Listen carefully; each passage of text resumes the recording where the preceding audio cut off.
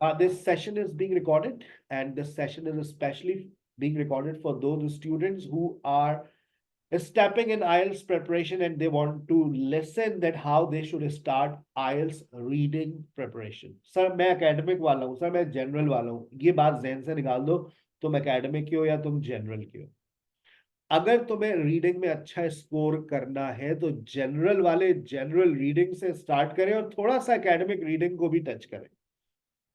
अगर आप academic reading की तरफ जा रहे हैं, आप एकेडमिक आइल्स दे रहे हैं, मैं आपको एडवाइस कर रहा हूं आप जनरल रीडिंग से स्टार्ट करें मुकम्मल तौर पे और एकेडमिक रीडिंग की तरफ आए। जनरल रीडिंग आपके लिए स्टार्टर है, एपिटाइजर है, आपकी भूख खुलेगी, आपका जहन खुलेगा।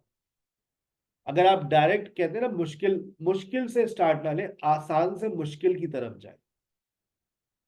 ठीक है, जनरल रीडिंग जब आप स्टार्ट करते हैं समझ ले ऐसा ही आप पहाड़ पे चढ़ रहे हैं।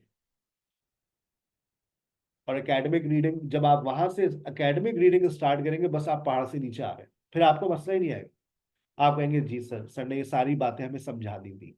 बातें बहुत आसानी से समझ आ जाती है जनरल रीडिंग में, एकेडमिक रीडिंग में वो चीजें थोड़ी मुश्किल होती है। लेकिन अगर आपकी बेसिक्स अच्छी है आप देखिएगा आप कितना अच्छा स्कोर करेंगे। तो मेरा पढ़ाने का स्टाइल यही है, मैं जनरल रीडिंग से स्टार्ट लेता हूँ, एकेडमिक रीडिंग पे खत्म करता हूँ।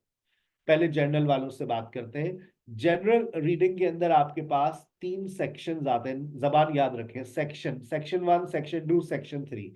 आपका पेपर होगा 60 मिनट्स का। अगर आप इसको कंप्यूटराइज दे रहे हैं तो कंप्यूटराइज आइल्स जो होता है मुझे ज्यादा फिजिबल लग रहा होता है। क्यों? उसकी वजह ये होती है कि आपका क्वेश्चन और आपका कंटेंट आमने सामने होता है।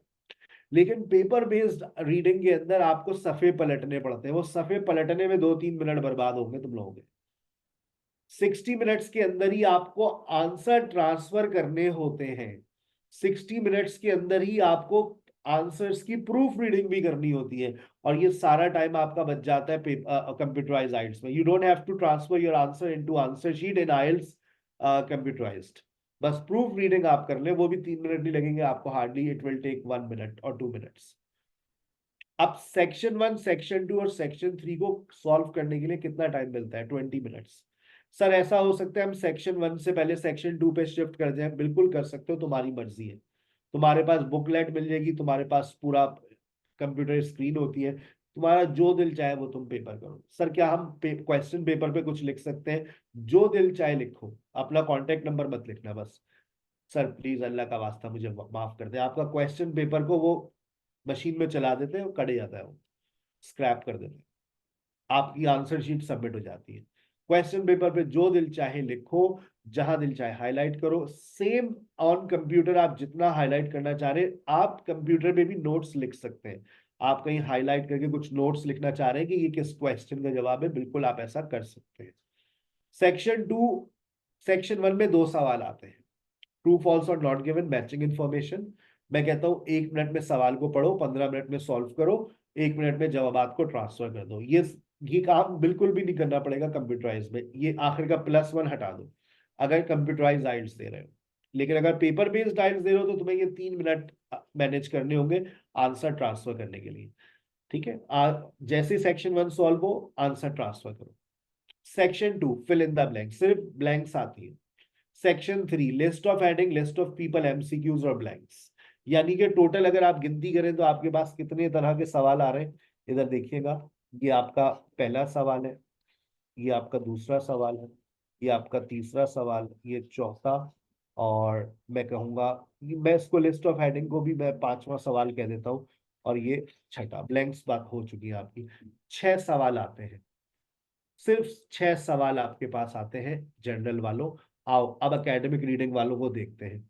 एकेडमिक रीडिंग भी 60 मिनट्स की होती है, passage 1, passage 2, passage 3।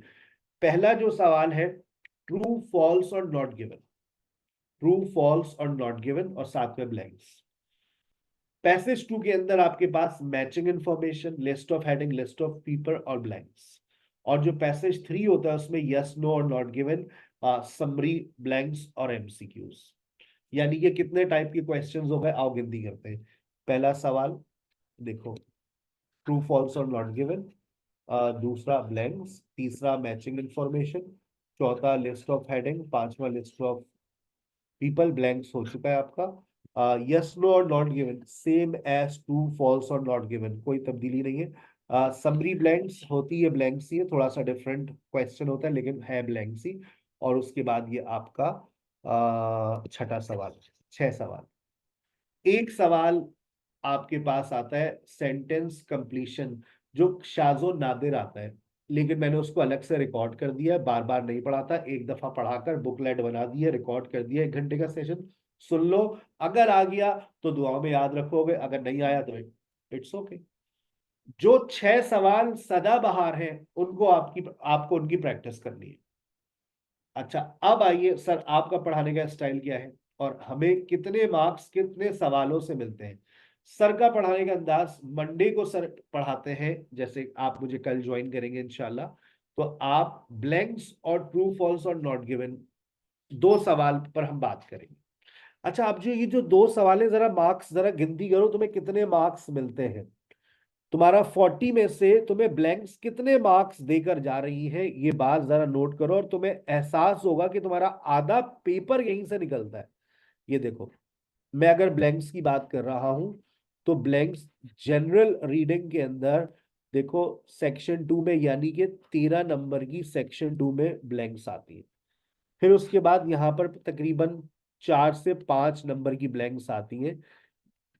Confirm 18 number की ब्लैंक्स आपको मिलेंगी जर्नल वालों, 18 नंबर की ब्लैंक्स। और जो ट्रू फॉल्स और नॉट गिवन है, एक सवाल ट्रू फॉल्स और नॉट गिवन आपका आता है, वो आपको ज्यादा से ज्यादा और कम से कम, मैं 2 फिगर्स लिख रहा हूं यहां पर, 6 से 8, 6, 7 और 8, not more than 8, not less than 6। मैं फिर भी 18 और 6, 24, मैंने इसको कम पे लगाया है।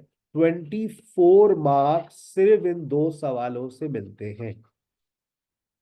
अब आओ एकेडमिक वालों, एकेडमिक वालों को अगर मैं ब्लैंक्स की बात करूं तो आपको ब्लैंक्स मिलती है पैसेज 1 के अंदर तकरीबन 6 नंबर की, आपको पैसेज 2 में मिलेंगी, मैं कहता हूं 5 नंबर की, यहाँ पे भी तकरीबन 5 नंबर की ब्लैंक्स आपको मिल जाती है। डिफरेंट टाइप की होती है लेकिन होती तो ब्लैंक्स ही है। 6, 5, 11 और 11 और 5, 16 नंबर की आपको ब्लैंक से मिल जाते हैं। फिर आपके पास ट्रू फॉल्स और नॉट गिवन है। ट्रू फॉल्स और नॉट गिवन की टाइप का ही सवाल नीचे होता है, यस नो और not given.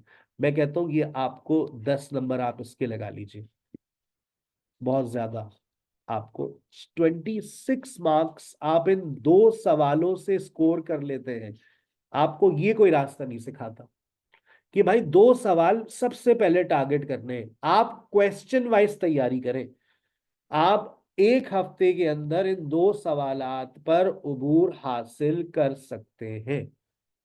Blanks, true false और नॉट गिवन।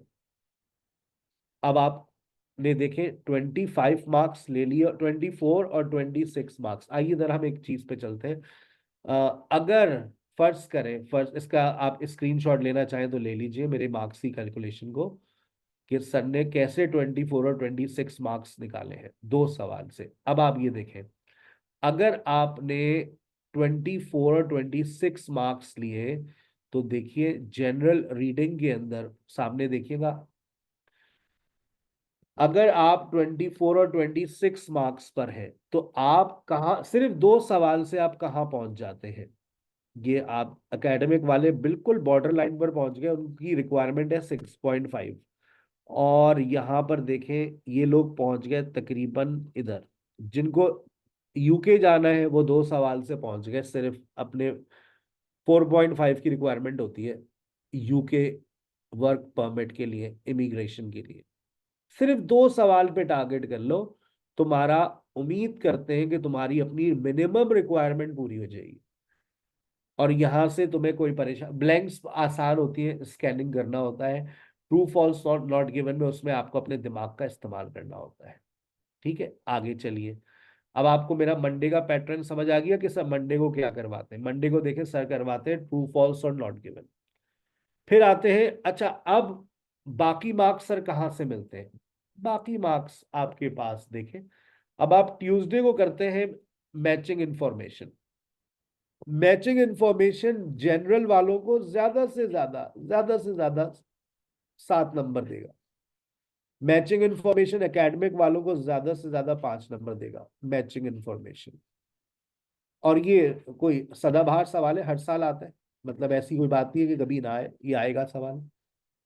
फिर मैचिंग इंफॉर्मेशन के साथ सर आपको करवाते हैं लिस्ट ऑफ हेडिंग और लिस्ट ऑफ पीपल। कभी कभार ये दोनों सवाल आ जाते हैं, लेकिन आएंगे जरूर। आप इसका मार्क्स +7 लगा सकते हैं और इसके भी +7 लगा सकते हैं। लिस्ट ऑफ हेडिंग 5 से 7 के दरमियान आप लगा सकते हैं, 5 और 7, ये एक एक सवाल ही आता है। फिर उसके बाद MCQs +5 हो गए बस। फिर अगर कोई सवाल एक्स्ट्रा आता है तो वो +5 या +2 इतने ही नंबर देगा, इससे ज्यादा नहीं देगा। अब जो छोटे छोटे सवाल बचे ना, जैसे ये मैचिंग इंफॉर्मेशन +5 लगा लो उसके बाद list of heading +5, list of people MCQs +5। यानी कि अब देखो, अब जो सवाल है वो तुम्हें +5 कर रहा है, तो तुम्हें कोशिश करनी है, तुम्हारा ज्यादा टारगेट होना चाहिए ब्लैंक्स, ट्रू फॉल्स और नॉट गिवन। तुम्हारे आधे से ज्यादा मार्क्स यहां से कैप्चर कर लेते हो तुम। उसके बाद +5 करना है तुम्हें। +5 कैसे करोगे? List of heading, list of people, MCQs, और अब MCQs के साथ आपका एक सवाल बन जाता है कभी कभार ब्लैंक्स का ही। आ गई बात समझ? तो मैं हमेशा एडवाइस करता हूं कि टॉपिक वाइज तैयारी करो। टॉपिक वाइज तैयारी करोगे जल्दी समझ जाओगे। मैं आपको दोनों स्टडी प्लान्स दूंगा। मैं आपको सेक्शन वाइज भी बनाकर दूंगा, section 1, section 2, section 3, passage 1, passage 2, passage 3। Problem आपको सिर्फ एक आएगी, और वो प्रॉब्लम मैंने बता दी है। वो प्रॉब्लम होती है वोकैबुलरी की। वोकैबुलरी की प्रॉब्लम को आपको डे 1 से काउंटर करना है। उसके लिए मैंने आपसे कल भी एक बुक शेयर की थी, और 1000 वोकैबुलरी की। लेकिन जब आप बाकायदा लाइव सेशंस को ज्वाइन करेंगे, जब मैं पढ़ा रहा होता हूँ, तो मैं बाकायदा आपको वोकैबुलरीज दे रहा होता हूँ। कोशिश करें रोजाना 1 घंटा रीडिंग को दें। अगर तो आपके पास 4 वीक्स है तो रोजाना 1.5 घंटा दें, 2 घंटे दें। और अगर आपके पास 6 वीक्स है तो 1.5 घंटा। अगर आपके पास 8 वीक्स है तो रोजाना 1 घंटा लाजमी तौर पर। ठीक है? ये 8 वीक्स वालों के लिए एडवाइस है। 30 मिनट्स लिसनिंग, 60 मिनट्स रीडिंग।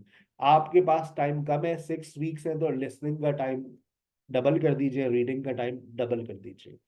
आ, कम से कम 90 मिनट्स तो कर ही दीजिए। ठीक है? मैंने आपको कंपाइल्ड बुक्स भेज रहा हूं, आप चेक कर लीजिएगा आपके व्हाट्सएप के ऊपर। मैंने आइल्स बुक 11 to 19 कंपाइल्ड भेज दी है, एकेडमिक की भी और जनरल की भी। नाउ स्टार्ट आइल्स राइटिंग।